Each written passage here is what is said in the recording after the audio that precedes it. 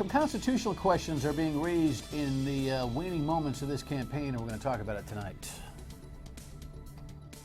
The Dan Yorke State of Mind program is brought to you in part by Lookout Rhode Island and Takeo Comfort Solutions.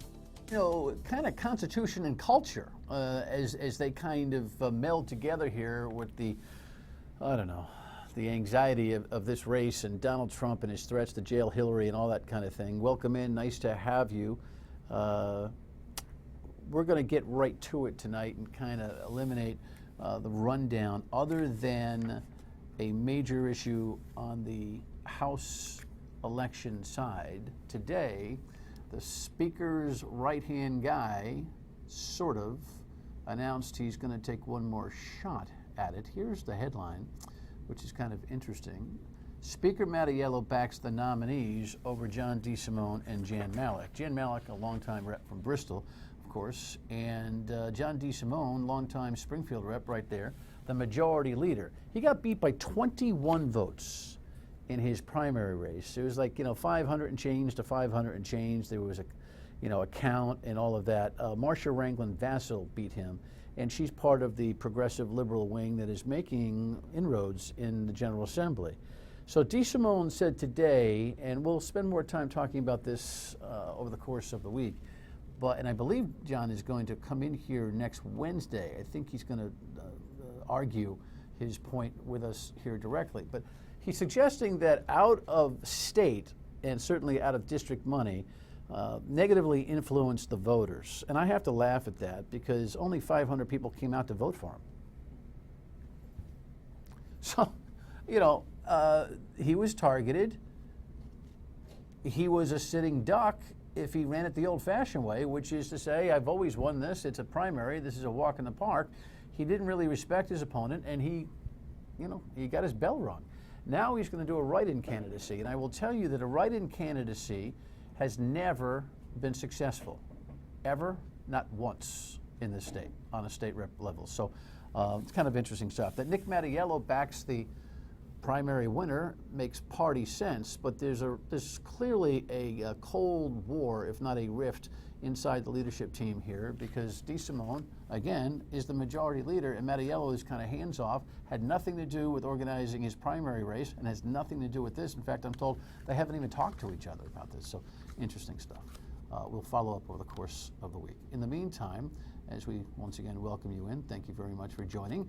Headlines in the presidential race dominate and shall for the next month or so. Trump speaks anxiously about the new topic, the prospect of losing. Now he's kind of sowing the seeds of maybe not too much sportsmanship. Here's CBS.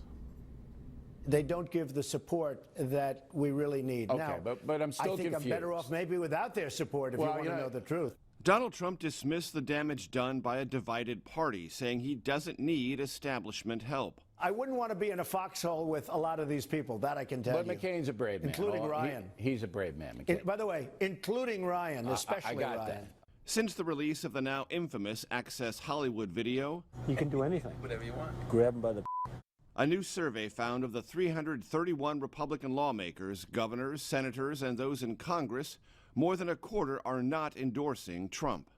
Trump says if the 2005 tape is what pushed wavering Republicans over the edge, that's just sad. If that's what's going to take to lose an election, that would be pretty sad. Then I have to go back to my other life. Speaking to thousands in Florida, the polls are pretty even in Florida. You don't let me down. Trump also spoke anxiously about a new topic, the prospect of losing. If I don't win, it will be the single greatest waste of time, energy, and money. To drive up enthusiasm, Trump mined the new trove of leaked emails to attack Clinton. Even Chelsea Clinton, the WikiLeaks email show, expressed serious concerns about conflicts of interest at the Clinton Foundation. Trump cited Chelsea Clinton's attempts to flag the campaign on possible conflicts of interest regarding her father's close aides and the Clinton Foundation. It's just the latest evidence of the hatred that the Clinton campaign has, really for everyday Americans, and you see it. And you see so much from these WikiLeaks. I know, Donald. Corey Brettschneider is a political scientist and constitutional scholar at Brown University. He returns to the program. Nice to have you. Thank you. Pleasure to be here, as always. I always get a kick over Donald Trump's hyperbole If he loses, it'll be the biggest waste of time, money, and da da da da. You know, first of all, I hate to break it to Donald. Most candidates have a tremendous letdown when they lose anyway, certainly on this level. Right. But if he really feels that way, maybe he ought to check himself and find out what kind of value system he's brought to the race, that if there are many candidates who will have made a statement and lost, a la Bernie Sanders, right? Bernie Sanders stood for something. Yeah. What does Donald Trump stand for? Maybe he has to examine himself and ask himself what he stands for before he says the whole thing would be a waste if he loses, right? Yeah, I mean, it looks like what he stands for is himself and his own glory rather than anything about principles of democracy or, I mean, if you think of what most people would say, maybe we're sick of hearing it, but you know, it rings true that the point of running for office isn't supposed to be about furthering yourself. It's supposed to be about the common good. It's supposed to be about at least some kind of issue that's beyond oneself. And this person doesn't seem to have any of that, that value system. I mean, I've said from the beginning, it doesn't look like he's running for the office of president, which requires us to uphold the values of the Constitution and pursue the common good. It looks like he's running to be a celebrity and to enhance his own self-worth through the electoral process. In the next segment, we're going to talk about some of the constitutional issues and some of the threats that Donald Trump has issued here, whether they are, again, hyperbole or something he means. The difficulty is that you can never figure out whether he means what he says or understands what he says. And you know, in general, without being specific about a specific comment until next segment, you have raised the concern that he really doesn't understand what he's running for. I was worried even more than I was during our last discussions early on in the race that he might not understand the basics of the system. When he said to Hillary Clinton during the exchange about carried interest, if I was a senator, I would have made sure it happened. It raised the question of whether he understands what a veto is or whether he understands what's involved in the democratic process, which is convincing others to go along with you. If you're one of 100 senators, and of course you have the other house, the House of Representatives to convince as well, does he have a basic understanding of the way democracy works? Yet again, there is a suggestion that maybe he didn't. Last time we talked about this other statement that he made casually about his sister signing a bill when he was talking about her decision to, in a court case, strike down legislation as unconstitutional. So he doesn't seem to know a lot, and he doesn't seem to care about the basics of our system or about the values of our system. And I'm interested in this concept that he'll have great people around him. Have the great people around him actually explained to him that he's not running for king and that this is not a totalitarian effort here? Or I'm confused over that. It seems like he surrounds himself by people who further his ego. That's how he chooses his advisors, and when people stand up to him, they find themselves on the outs. And so, yeah, I'm not sure that he's been told about the basics of our system, or that he's been encouraged, as any candidate should be, to learn something about the issues. Now, look, being president of the United States requires making decisions on a whole slew of policy issues. No one can know that from the get-go. But the point is that you put the time in to learn. And you saw, one candidate who spent their life trying to master the issues, and another one who just doesn't seem to think it's that important. The campaign chair, Steve Bannon, has made a point of singling out Speaker Ryan. He's had an axe to grind with that guy for quite some time. I wonder if this angst that Donald Trump now has with Speaker Ryan is more of a transference of some of the energy that his new chair is bringing to the table. Any thoughts on that? That's interesting. I mean, I don't know the inside baseball well enough. I mean, to me, there's a common sense explanation of what's happened, which is that Paul Ryan thought that he could control Trump. And as time went on, it became increasingly clear that this was not somebody who was going to be controlled, and it wasn't somebody who you were going to be able to use in the service of Paul Ryan's own ends. And I think that, that combined with the fact that he was losing was just a breaking point. Constitutional issues to come, political issues here, running against your own party leadership this late in the game is, well, it's fascinating in some ways, but it could be incredibly destructive. It could destroy the party. The traditional approach to presidential races is that you don't run as an independent, and there's not an instance of a successful independent candidate for president of the United States. He ran with a party apparatus. One thing that's historic about what he's done is he's just jettisoned this and used his Twitter account where you would have relied on party machinery in the past. It's not going to work. I don't think he'll become president of the United States, but he's certainly shown that it's possible to run without the backing of, as he calls them, ordinary politicians. He's running truly against everyone, including his own party. All right, when we come back, I want to talk about the culture and Constitution. Take a look at this headline, and it comes, from the debate the other night. Trump's threat to jail Clinton also targets democracy's institutions. Our guest is expert in these issues, and I want to ask him what he thinks about this. In the meantime, I just want to remind you that if you're thinking about a new kitchen or bath, Cumberland Kitchen and Bath Design Center would be a perfect place for you to shop. A designer will come see you in your home. You don't even have to go there. Mendon Road across from exit 10, certainly open 6 days a week, and you can stop in and kick the tires a little bit. But if you're ready to go and you say you want a brand new kitchen because you got the family coming over for the holidays, you need a designer to get in there toot sweet and take a good look. Go to their website, cumberlandkitchen.com, and see some great before and after photos. You'll have the confidence that I did to do the job with Cumberland Kitchen and Bath Design Center. Be right back.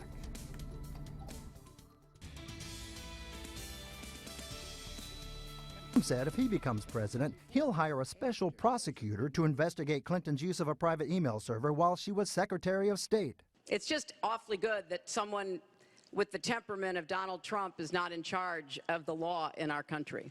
Because you'd be in jail. Clinton's campaign manager called the comments disappointing. This is just Donald Trump trying to intimidate Hillary, bully Hillary. You concerned about that threat? Oh, yeah, I think of all the As things... a constitutional scholar? Of all the things that we've discussed, his opposition to the First Amendment, his refusal to recognize the freedom of the press, his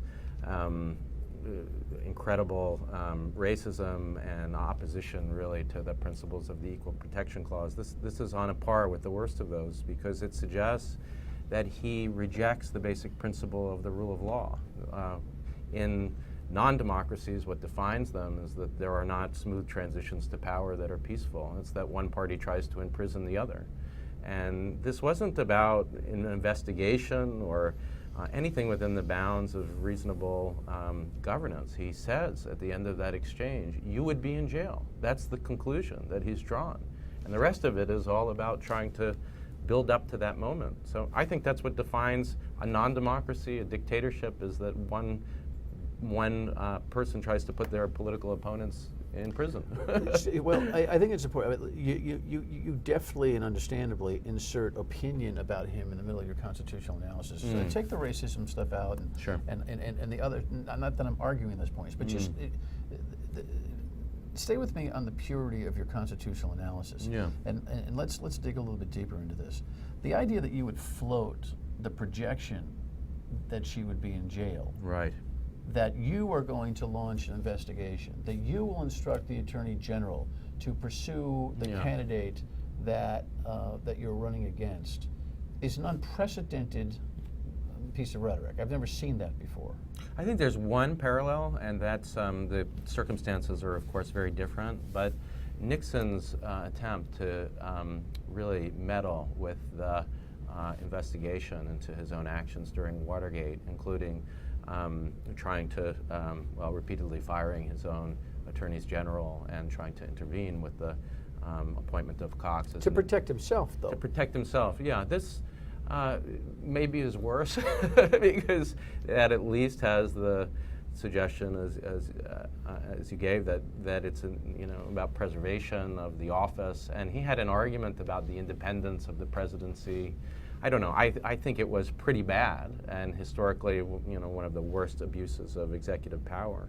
This is probably worse because you have somebody threatening to jail a political opponent. Even if you think that she violated the law, let's just grant that she wasn't careful, it was a crime of negligence, and the idea that it would come with serious jail time because she was basically careless at worst with the emails. is absurd. I mean, so even What's take him absurd? at his word.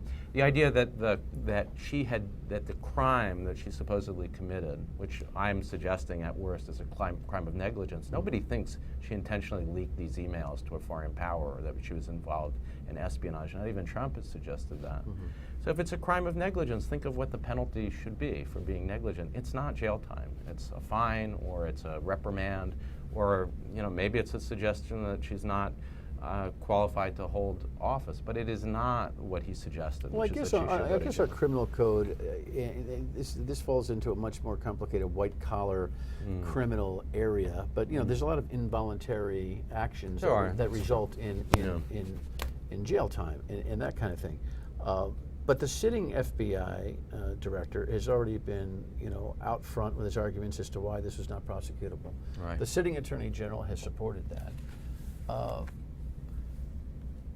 I get that he's not happy with the investigation and that his candidacy is driven in part by people being unhappy with the results of that investigation. But at some juncture, I don't know that you pick that ball back up. I don't know what the continuum is into his presidency, should he win, and what the urgency is. Right. She doesn't have an ongoing criminal enterprise that going happened on. in the past. Yeah, he's suggesting he would prioritize it, and the question is why. And the answer is because he's trying to jail a political opponent. I thought Eric Holder put it best. He said, the president doesn't tell the attorney general who to prosecute. The idea is the office is independent. The founders, there was a proposal that wasn't adopted that the attorney general would be independently elected. And the reason why they suggested that might be a good thing is because you want, obviously, independence from political whims in the office of the attorney general. Now, they didn't go that route, I think because of the thought that the president would have enough constitutional sense and enough respect for the rule of law to not direct the attorney general to put opponents in jail. So really, again, what he's doing when he says that this is his plan is he's demonstrating his lack of knowledge and hostility to the basic principles of the rule of law. And there's a culture. For 250 years, this country has, at the end of an election, had a dynamic where the loser picks up the phone, congratulates the winner, begins to validate the winner. I mean, obviously, the Gore-Bush dispute in Florida is historic, and nobody believed that the votes were properly counted. In lieu of that, there's a tradition of buying into the results of the election, congratulating the winner, giving the winner the boost to suggest that they should govern full throttle. I don't hear any tone. Now, that's not constitutional, that's cultural, correct? Right. I think it's both. I mean, the most minimalist standard for judging whether something is a country is a democracy or not is one that was proposed some years ago, and it simply says, is there a series of peaceful transitions in the power holders from one to the other, between political parties, for instance? And that's the minimum requirement. Now, I think there will be a peaceful transition. He said explicitly that he doesn't plan to contest the election should she win, and hopefully that's true. But he keeps using the word rigged. But he says rigged, and then he uses, that's why I found this so troubling, the thought that she was acting in a way that needed criminal prosecution as a way of undermining the legitimacy of the results, along with this unsubstantiated claim about cheating. When we come back, we'll talk about, how the winner governs, because this has been ugly. Stay with us. On the day that I was in the Situation Room watching the raid that brought Osama bin Laden to justice, he was hosting Celebrity Apprentice. So if he wants to talk about what we've been doing the last 30 years, bring it on. Okay, she's likely to win. Any chance you think there could be a Brexit thing here, where we get surprised?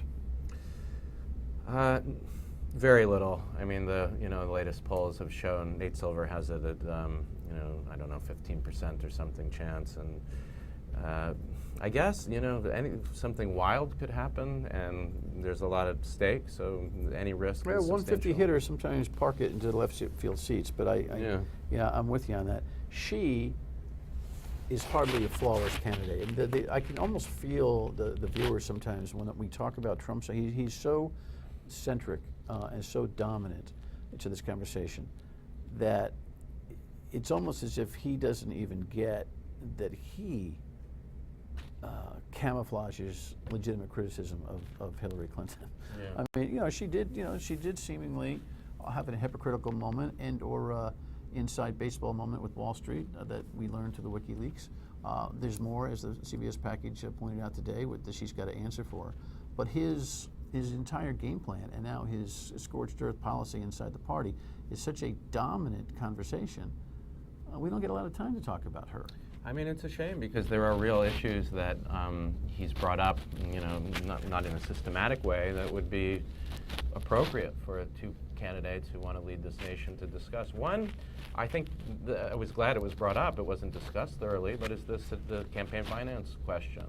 And we do have a serious problem in this country where elections are run in a way that either one has to go out and get donations from very wealthy people, which he's correct, she has largely spent a lot of her time doing, or be a billionaire oneself, as he is. And that's a system that has to be fixed.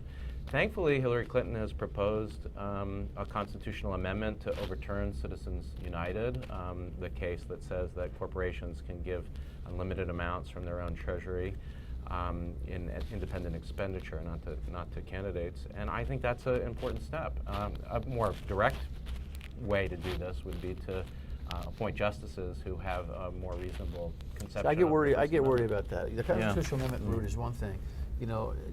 Having litmus tests for justices. I mean, let's not kid ourselves. I mean, there's always a checklist, right? Of how do you feel about this? How do you feel about that? Right. But I would hope that she would think about appointing justices that have clarity of thought, constitutional skill, all those things before we start saying, hey, how do you feel about Citizens United? I agree. I mean, the way that I would think that she would conduct these interviews wouldn't be to say, here's a list of cases, tell me, yes or no.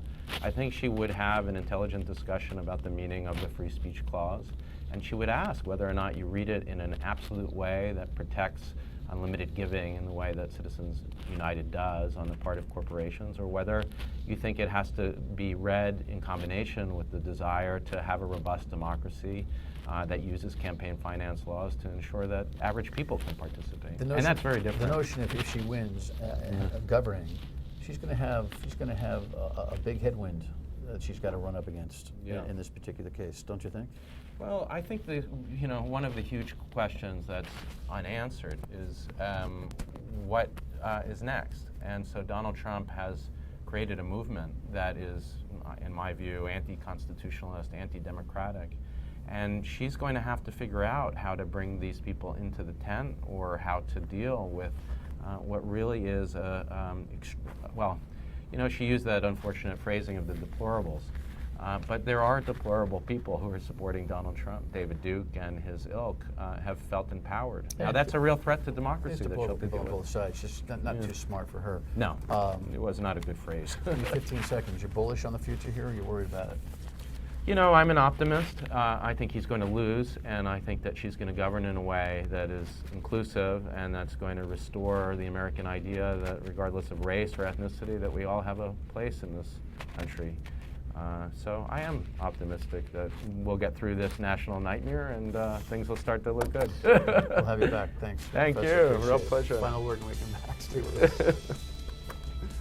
It dawns on me that we've got a lot of guests here not too high on Donald Trump, and given that I'm not either, it feels somewhat weighted sometimes. If you're not in academia and you're not in the establishment, but you want to sit here and argue, just let us know. Time's a wasting. Good night.